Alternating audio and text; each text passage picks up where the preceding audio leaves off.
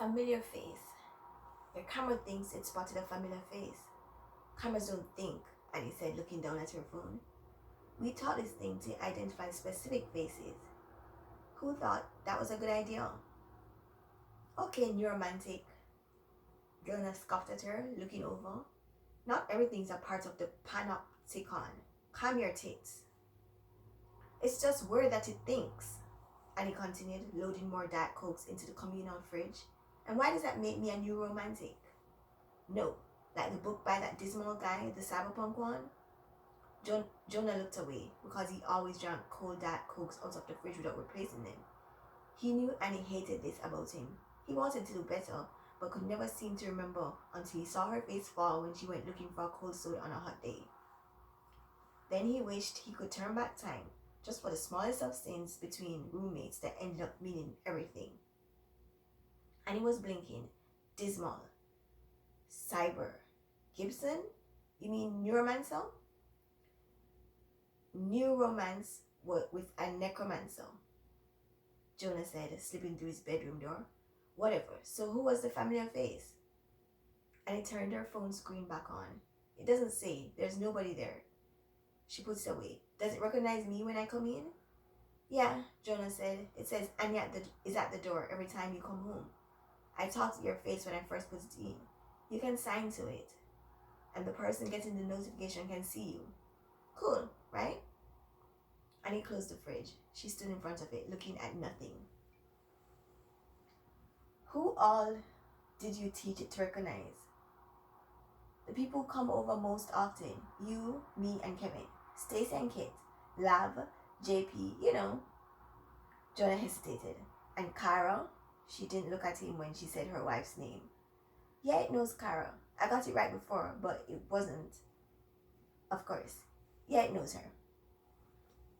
And he looked at him for a fleeting second, and he could see her eyes were wet. She turned and walked out of the kitchen. Jonah waited until he heard her go out the back door. Then he went to the fridge and found some space to hide 2 or 3 more Diet Cokes, mostly from himself. He texted the other roommates to remind them to replace the supply for Annie's sake. Unknown person at the door. The first time Annie saw the warning, she got tiny little needles of adrenaline in her wrists and ankles, as if she might need to dig in and hold the door shut. Her phone opened the notification and showed her the fish-eyed view of her front door. Her own parked car in the driveway, the grey sky beyond. There was no one there. Intrigued, Annie toyed with it. It allowed her to pan right and left, but not look up or down. Deep right, trash cans. Deep left, FedEx guy. Annie swore and stuffed her phone into her pocket, running the length of the narrow, deep warren of a house to reach the front door before he left. She flung it open and winced as the weak sunlight hit her across the eyes after the customary dimness of her basement bedroom. Wait, she yelled, running down the driveway. He sat in the high seat of his truck with the engine running, but he had not yet pulled away. He was tall and always smiling. He knew Annie on sight. He'd been delivering their paperwork and packages for years. Kara's job had sent a packet a week since they left New York. He popped back out good-naturedly and retrieved a flat envelope from behind him. Hey, almost missed you, Miss Brandt. She nodded and he handed her the tablet to sign. Thank you, she said, still squinting in the light. No problem, he told her, looking around. He spotted her car in the driveway. Is Mr. Cooper home from work today? I thought I heard him. Yeah, his car is at the glass shop. Have you got something for him too? Annie could never remember the man's name. Was it Devin? David? Too awkward to ask now. Kara had always written the tag on his yearly tin of holiday cookies, and Annie had one more reason to mourn her wife. Reasons came in all shapes and sizes. Nah, said the FedEx man, climbing back into his driver's seat with no door to hold him in. He was gone with a fluttering of the engine. She watched the arrow in the logo follow its own direction off her block. Slowly, Annie walked back into her dark house. Is that it? Jonah was lurking just outside the door? I saw it was a FedEx dude. Annie scowled a little. His bedroom was far closer to the front door than hers, but she always seemed to get the door first. Yeah, this should be it. She stared at the pull tab that would open the envelope. She didn't move. Are you going to be okay? Jonah bit the cuticle beside his thumbnail. How okay would you be if it was Kevin? She signed Kevin's name as she said it like they always did. The letter K in her right hand, tapping her temple to mean Jonah's boyfriend of 12 years. He didn't drop his thumb, so his curled hand muffled his voice. Come on, I loved her too. She was one of my oldest friends. And he drew a huge sigh. I know. I don't know if I'm okay. I'm going to open this in my room. She moved past him into the semi-darkness and he didn't reach out. They weren't hugging friends. Alone in her bedroom, Annie felt like she could talk to Cara. She had all of Cara's clothes still in the closet and her face smiling out of a half-dozen pictures on the wall. Cara's Academic Achievement Award from 8th grade still winked in cheap brass on top of their bookcase. Annie looked at that instead of at the envelope. She found the pull tab by feel. She yanked and the stiff cardboard shredded in her hands. The difference between knowing and not knowing is just a knock at the door. Annie had turned off her email notifications. She had taken Facebook off her phone. She had not answered anyone who had called. Cara's spiteful oralist family hadn't wanted anyone who signed at the funeral. They had wanted their deaf daughter to read lips and write things down, not join some other culture. It had never seemed to occur to them that they could learn to sign too. Annie had sought the not knowing with all the will she had left. She did not want to know anything more. But this doorbell, Jonah had put it in for Cara and Kevin because their phones were easier to notify than wiring the house with flashing lights. Jonah had insisted they all put the app on their phones just in case. He had almost installed it in time. It might have made a difference between knowing and not knowing. It might have captured Cara's final day. But he had put off drilling the holes and getting it fully connected just a little too late. Today the paper had come, so now she would know. The difference between knowing and not knowing is a single sheet of paper, a coroner's report. The family might get the funeral, they had the life insurance after all, but Annie was Cara's wife, so she got the report. Her eyes slid over the details. She knew where her wife's body had been found and in what condition.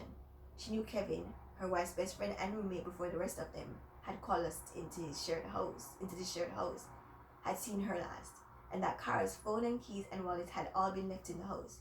She had known all of this for months. Homicide. Cara's death had been ruled a homicide. I know that, Annie said to the sheet of paper. Everybody knows that, but nobody knew who did it. It's what's his name? De Niro, the short bald one from the Twin movie. Jonah was trying to ring in first on their smartphone trivia game. De Niro isn't bald. JP rang in second. Or short, laughed Chandling, trying to hedge his bets before the timer ran out. It's DeVito, Annie said quietly. Across the room, Jonah flashed her the word interpreter. One okay hand turning against the other like a broken butterfly. What would I do without you? Win a trivia maybe? Annie caught the sign but didn't offer one back. Kevin was watching the screen and missing the conversation anyhow. The shared screen in their living room declared her the winner of that round. She always cleaned their clocks at Pop Culture. Can we please move on to the math round, JP whined. I actually have a shot there. Is there pizza yet? Lavo's last point said it didn't matter to him what round came next. He settled deeper into the couch, clearly indicating that when pizza arrived, he would not be the one to get it. As if on cue, the doorbell rang. The hub in the kitchen spoke up in her melodious, compliant robot voice. Someone's at the front door. As a reflex, Annie and Jonah both pulled out their phones. It's like checking the people, JP said. He was pressing the button on his phone to advance through the ads they had to watch before the next round. And it was like a peephole. Annie saw the red vinyl box in the pizza person's hands, as well as the blue bill of their cap. I'll go. No, I'll go, Jonah said, popping up quick. You sit. She sat. Jonah was back in seconds, having handed the delivery person a cash tip and accepting 3 hot boxes of pizza. Dude looks just like the FedEx guy, he said, trotting fast with the food. As soon as he was in the open kitchen, Jonah plopped the boxes down, popped one open, and slipped a slice into his mouth. He yelped like a puppy. Oh God, hot, fuck. Melted cheese flapped down over his bottom lip and burned his chin. He bent at the waist, pulling the topping off his face and fanning cool air into his mouth. Dumbass, laughed. JP joined him and tried to get a quick video loop so he could share it. Kevin looked up following the commotion and put a hand over his smiling face, giggling for maybe the first time since Cara had died. Jonah saw it and his eyes lit up. Instead of backing off the dance, he intensified it, jigging from one foot to the other. Kevin laughed harder, signing to his boyfriend, "Dance finished, clown." Jonah signed back, "Never," and made himself more clownish than before. Annie couldn't stand to watch them. Her throat was like a hot fist. She was going to have to find a way to leave the room. "Someone's at the front door," the robot spoke in. Their phones vibrated at the same time. "I'll go," she said, standing at once. He probably forgot to give us dandruff packets as she passed. Annie saw the tear packets of cheap Parmesan on the counter and knew that was not it. She didn't care. In the entryway, Annie checked her phone. Their camera thinks it spotted a familiar face. Then, Kara is at the door. Annie slowed her steps to a stop. Behind her, the sounds of the men she lived with blurred into a buzz, with numb hands that seemed to float 7 feet away from her body. Annie hit the notification that would open the camera. That would be her peephole. No one was there. Annie stepped forward and opened the door anyway. She didn't believe Kara would be there. She didn't believe she had seen what she had seen. There was nothing on the doorstep. Fog swarmed in the streetlights and droplets of it landed on their parked cars. Down the street, someone's TV was too loud. Annie shut the door. "Did he come back with a bottle of ginger ale?" Jonah asked. If his tongue was burned, she couldn't hear it in his voice. "No," Annie said. She went to bed without pizza or another word. Her roommates were used to that and said nothing. Only Kevin turned to Jonah, his long middle finger toggling beside his temple, asking why.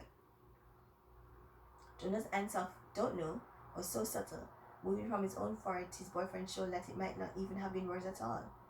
The game went on. Annie's phone went off 3 times in the night before she woke up. Double vibe, double vibe, double vibe. In the darkness, her phone hurt her eyes as bad as the sun. All the glass in the bedroom picked up the blue ghost of it as she keyed it on. Kara is at the door. Annie stood up, leaving the phone behind her. Her bedroom and its own back door had its own back door, but nobody ever used it. She had still rolls of gift wrap in the door frame, using up the shallow, wasted space, and she had to pull them out now. They unspooled across the floor, bumping over the edge of the rug onto her bed. She turned the bolt and opened the back door. It had a motion-activated light above it, long burned out. No light turned on. No moon shone. The leaves of the banana tree rustled in a light wind. Annie waited without speaking. She hardly even looked around. "I know you're there," she said finally. "Are you trying to tell me something?" A moment paused. To nobody, she signed the word "what," 2 palms facing up, slicing through space toward one another. What? What? What? What? A shadow then. The banana leaves were moving, tender as skin, not like hands, not remotely the same, but still, 2 moving together and highly suggestive. The sign for familiar. A tap against the trunk with a flat vertical incline, just like "no," with a slight wiggle to it after. A circle where a face would be, if leaves were hands. Familiar face. Leaves don't think any more than a camera does. Familiar face. There was nothing more to see. Had she really seen it at all? The wind stilled. No cloud of vapor moved, no shimmer in the air. Certainly no familiar face.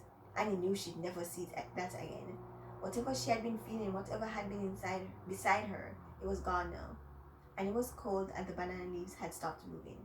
She shivered and went inside. Slowly she wound the bright papers back onto their spools. Slowly she waited for morning to come, signing to the empty room the devil horns of "I love you, I love you, I love you," and connect. 2 finger loops closing on one another, a hand grinding against her desperate breastbone. 2 hands dragging nothingness to her.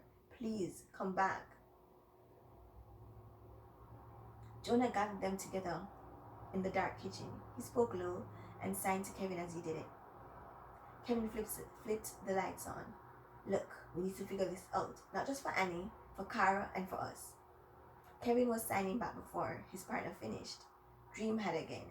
Dream tell Kara." "I don't know how to explain it," Jonah said, turning to face Kevin. "It doesn't make any sense," he sighed. "It was him with the pizza though. We all agree on that." They had all rerun the video on their phones, comparing the daytime FedEx man's face to the obscure mouth and chin below the red pizza chain hat. JP shivered. It was him. Lav crossed his arms, but made sure Kevin could watch his lips move. "I don't know. I trust you guys, but I don't know at all." "Don't know what?" Annie asked. She had heard them talking before she could see them. They shared their idea. It summed up simply, then hung in there. Annie saw their fear and worry. She saw that they needed to help her more than they needed this for themselves. Her eyes clouded. Feel, Kevin signed intensely toward her. Feel, know you, dream last night. Annie stared at him. What dream? My dream? Kevin cocked his head to the side, surprised. Dream you same? She started to shake her head and stopped. She couldn't tell him what she had seen. Her arms broke out in goose flesh. But the FedEx guy, I don't know why it would be him. I don't even know his name. Annie said, knocking two fingers of one hand against the other too hard, her name rattling her own bones. Her goosebumps didn't go down. It's Dennis, Jonah said, finger spelling the name so Kevin would see. Not, Kevin signed, shaking his head for emphasis. How do you know? Jonah said, signing exact English as he spoke. You never get the door. Does it matter? JP asked. What does it matter? It matters a lot. What if we're wrong? Lab asked quietly. What then? I don't think we are, Jonah said carefully. You've all seen the video. If we're wrong, we'll know. And he said quietly. Wrong was a fist against the chin, pinky and thumb spread out. Annie knocked hard on her own face like a door. How? Jonah asked, a single wrist rotating in front of him. I know, sighed Kevin, almost excited. How? Jonah rotating again. Months back, his face, Kara said his face again and again, different places. She worried. Kevin signed rapidly. He used the sign name he had given Kara back at their deaf residential school, a soft C hand bouncing against his chin, like someone lining up a glass incorrectly to drink. Not enough say something, worry still. I tell cop not care. He signed the cop's lack of interest, a pinch taken from his chest and blithely thrown away. I remember, Annie said, signing back as she spoke, but you didn't know whose face she meant, right? No, never say who, Kevin sighed back, but Kara described. Kara say, see every day. Kevin exaggerated the sign for every day, running his closed fist along his own jawline again and again. Then he signed Kara's name with a rapid series of signs that didn't translate easily while making perfect sense. An all-over shudder, a fist closing at his throat, a boiling hand at the belly. And he tried to translate for JP but gave up. JP nodded anyway, he understood. She never told him she was worried about him, Annie said back. She never told me she was worried about him, Annie said back. She didn't want to upset you, JP said, looking worried himself. Annie translated that for Kevin since JP was the weakest signer among them. Kevin saw on her face that she hated the thought of Kara keeping anything from her, especially fair. They locked eyes. Annie's were red but dry. For one brief, perfect moment he saw he could reach her and signed to only her. Familiar face, he said. Annie went cold all over. She was sure, and Kevin saw the change in her. He nodded resolute. What about the truck? Jonah asked, signing the vehicle's huge, wide steering wheel in front of him, eyebrows drawn down to let the question hang in the air. Touch nobody, nothing, Kevin signed rapidly.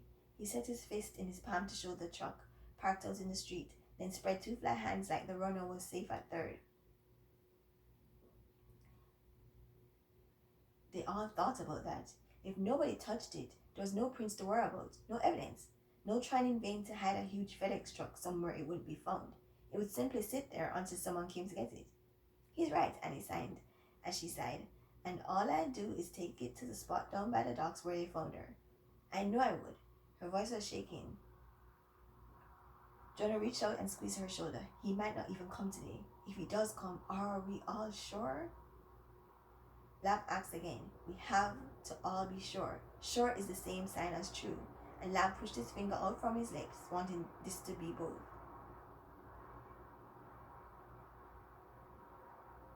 Someone's at the front door. All their phones lit at once, and they looked through the peephole with his fish-eyed delay. They all stared at the FedEx man through space and time. He didn't have a package in his hands, and he stared at his belt where his box cutter hung. She thought of the straight slit that had opened her wife's throat and let out her life. The only car in the driveway was Annie's. They had made sure of that. They had all called in sick. It was supposed to look like only Annie was there, home alone. One by one, they turned to look at Kevin. Kevin's hands splayed in a Y, wide from thumb to pinky like a scythe, downward through the air. That's him, he signed, turning his hand and pointing sharply at the diagram. His gut, where he knew how he knew. That's him. A single finger hooking downward. Must.